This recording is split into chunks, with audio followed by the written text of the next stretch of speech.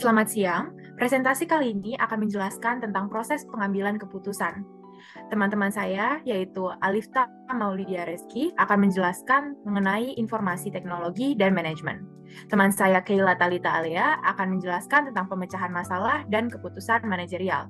Dan saya, Angeli Alkateria Hailovic, akan menjelaskan mengenai proses pengambilan keputusan. Hari ini saya Alifta Maulidia Reski akan menjelaskan mengenai informasi, teknologi, dan manajemen. Ujian atas kesanggupan kita untuk membuat keputusan yang baik terjadi setiap hari dalam situasi yang mungkin tidak didorong oleh krisis, tapi yang demikian memiliki konsekuensi nyata bagi diri kita sendiri dan orang lain. Tantangannya dimulai dengan fakta bahwa masyarakat kita sekarang sangat berbasis informasi digital, jenjang sosial, transparan, dan terus berkembang. Informasi dan sistem informasi. Informasi adalah data yang dibuat berguna dan bermakna untuk pembuatan keputusan. Kita semua memiliki banyak akses data, tapi kita tidak selalu mengumpulkan dan menggunakan data ini untuk menciptakan informasi berguna yang memenuhi pengujian dari 5 kriteria ini, yaitu yang pertama tepat waktu. Informasi tersedia ketika diperlukan. Yang kedua kualitas tinggi. Informasi ini akurat dan dapat diandalkan, dapat digunakan dengan percaya diri. Yang ketiga lengkap. Informasi ini lengkap dan cukup untuk tugas yang ada, terkini dan sebaru mungkin.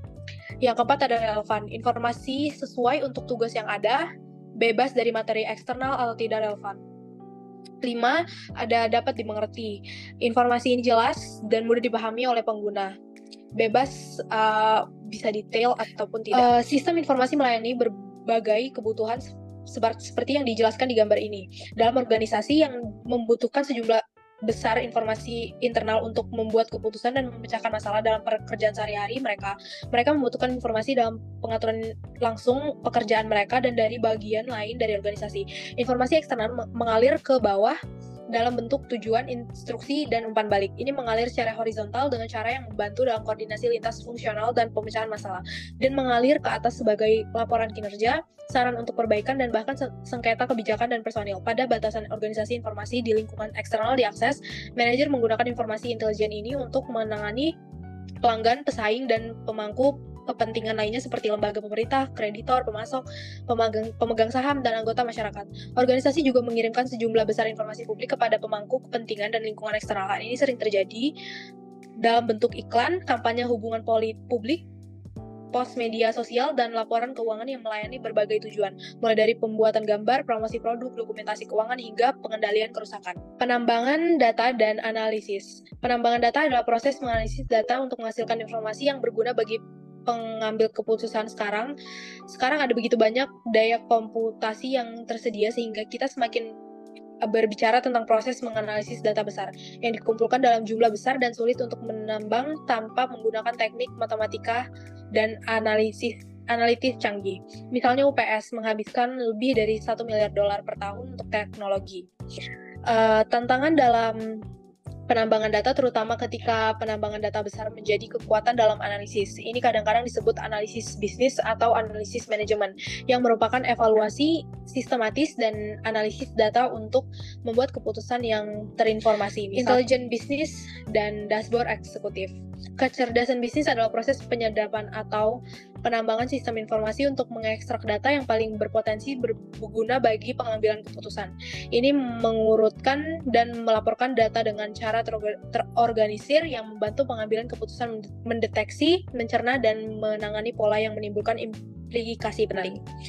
Salah satu tren dalam kecerdasan bisnis adalah penggunaan dashboard eksekutif yang secara visual menampilkan dan memperbarui metrik kinerja kunci dalam bentuk grafik dan kartu skor secara real time. Saya Keila Talita Alea dan saya akan membahas mengenai pemecahan masalah dan keputusan manajerial. Informasi adalah titik pijakan dalam pengambilan keputusan yang efektif. Informasi membantu kita merasakan kebutuhan akan keputusan, merumuskan pendekatan terhadap keputusan, dan berdiskusi tentang keputusan dengan orang lain. Manajer adalah pemproses informasi yang terus-menerus menggunakan hubungan dan teknologi untuk mengumpulkan, berbagi, dan menerima informasi. Manajer sebagai pemecah masalah. Nah, untuk manajer sebagai pemecah masalah, manajer itu harus mampu memecahkan masalah, baik besar maupun kecil, dengan mengidentifikasi ketidaksesuaian antara keadaan sekarang dan yang diinginkan.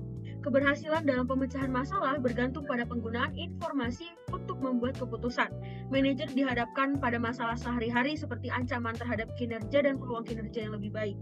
Ancaman terjadi saat sesuatu sudah salah, seperti penurunan kinerja atau keluhan pelanggan. Sementara peluang kinerja muncul ketika kinerja aktual dapat melebihi harapan jika tindakan yang tepat diambil. Pendekatan dan gaya pemecah masalah.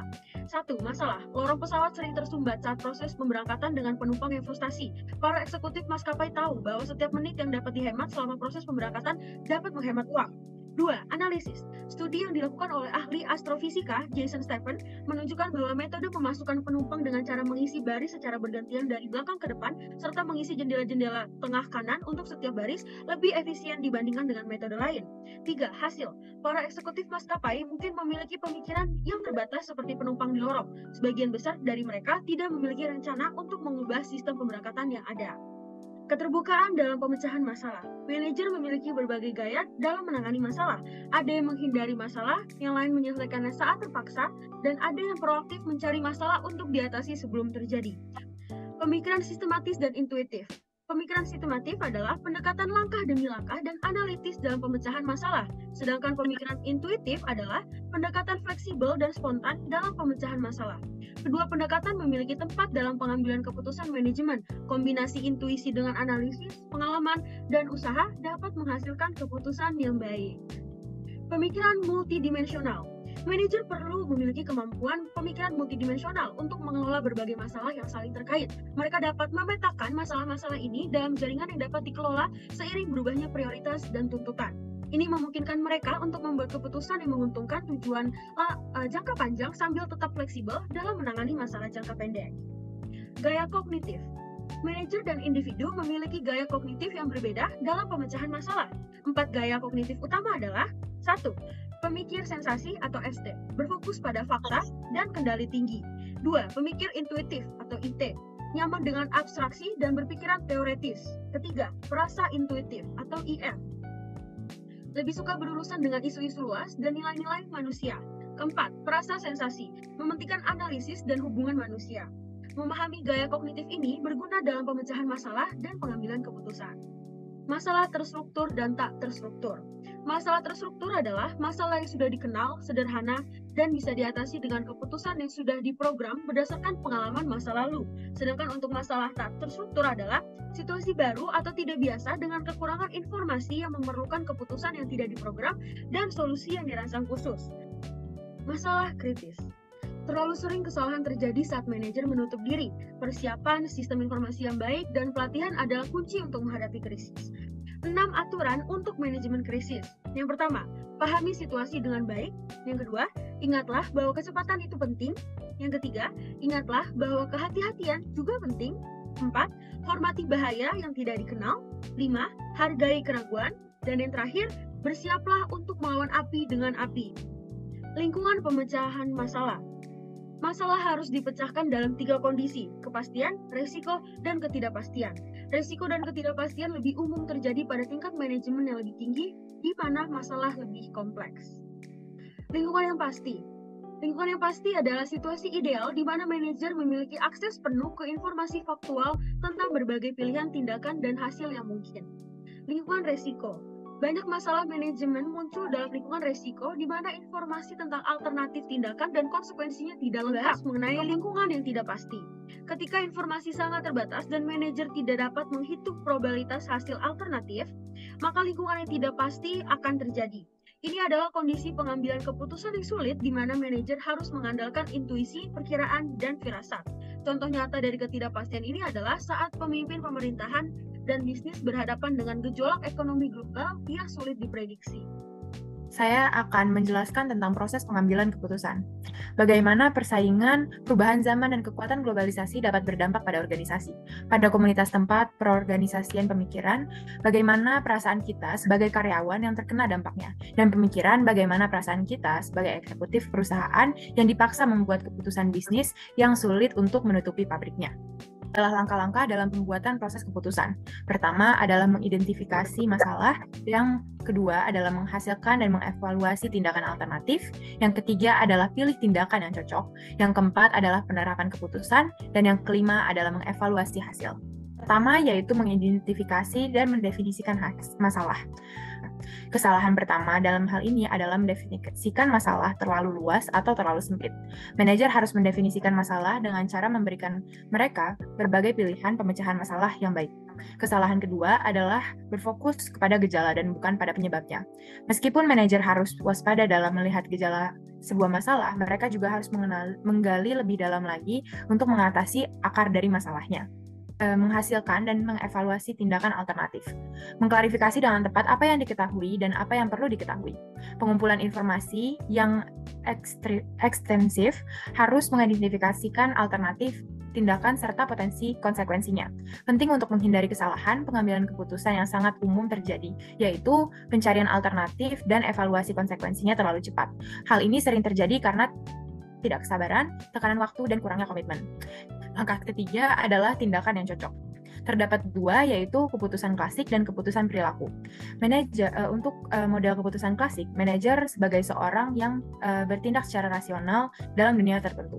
Manajer menghadapi sebuah masalah yang terdefinisi dengan jelas dan mengetahui semua alternatif tindakan yang mungkin dilakukan, serta konsekuensi hasilnya. Manajer membuat keputusan yang mengoptimalkan dan memberi solusi yang baik untuk masalah tersebut. Yang kedua adalah model keputusan perilaku.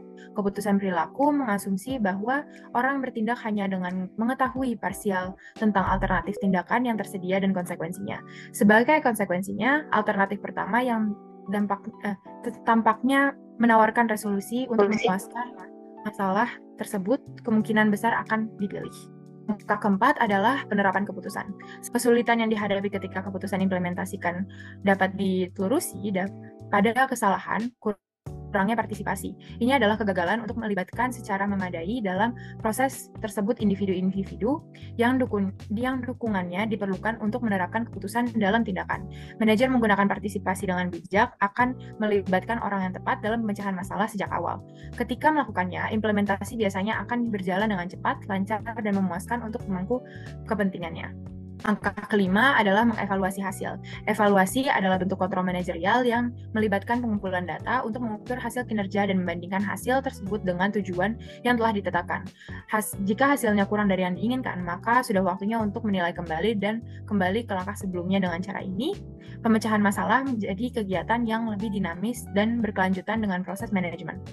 Evaluasi akan lebih mudah dilakukan jika tujuannya sangat jelas, target yang dapat diukur, dan jadwal yang telah ditetapkan pada awal proses. Pada semua langkah, periksa alasan etis. Ada beberapa pertanyaan yang harus kita pertanyakan, seperti utilitas, apakah keputusan tersebut mudah untuk konstituen atau pemangku kepentingan.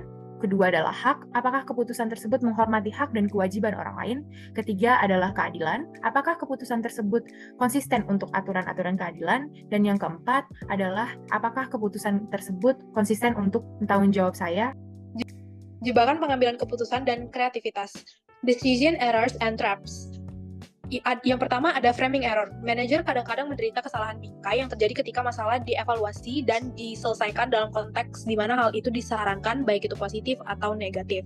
Yang kedua ada availability bias. Terjadi ketika orang menilai peristiwa itu atau situasi saat ini dengan menggunakan informasi yang sudah tersedia dan dari memori. Yang ketiga ada representativeness bias. Terjadi ketika orang menilai kemungkinan sesuatu terjadi berdasarkan kemiripannya dengan serangkaian kejadian stereotip. Contohnya adalah memutuskan untuk menyewa seorang untuk lowongan kerja hanya karena ia lulus dari sekolah yang sama yang dihadiri oleh karyawan baru terakhir yang paling sukses. Yang keempat ada anchoring and adjustment bias.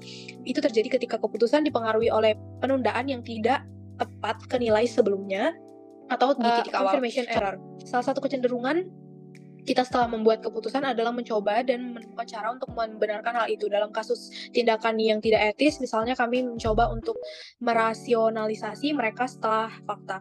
Yang keenam ada escalating commitment. Perangkap pengambilan keputusan lain adalah escalating commitment. Ini terjadi sebagai keputusan untuk meningkatkan upaya dan mungkin menerapkan lebih banyak sumber daya untuk mengejar tindakan yang tidak. Manajer yang cenderung eskalasi membiarkan momentum situasi dan ego pribadi membanjiri mereka. Kreativitas dalam pengambilan keputusan. Kreativitas dalam pengambilan keputusan adalah tentang ide baru dan pendekatan unik untuk memecahkan masalah atau memanfaatkan peluang. Terdapat potensi kreativitas yang besar dalam diri kita, baik yang besar, big C, maupun kecil, little c. Pendorong kreativitas personal. Keahlian, tugas, motivasi tugas, dan keterampilan kreativitas adalah pendorong kreativitas personal. Keputusan kreatif lebih mungkin terjadi saat seseorang memiliki keahlian tugas yang kuat, motivasi tugas yang tinggi, dan keterampilan kreativitas pribadi yang baik. Pendorong kreativitas dalam berbagai situasi. Kreativitas dalam organisasi memerlukan dukungan manajemen dan budaya yang mendukung. Ini melibatkan pemimpin yang sabar, manajemen yang menerima kegagalan, dan penyediaan sumber daya yang mendukung proses kreatif. Ruang inovasi yang terpisah juga dapat mempromosikan kreativitas. Namun, gagal menghargai kreativitas bisa menghambat inovasi, seperti kasus RCA Labs yang tidak mengadopsi teknologi layar kristal cair yang kemudian menjadi sukses di pasaran. Sekian hasil dari presentasi kami, kurang lebihnya mohon maaf. Terima kasih.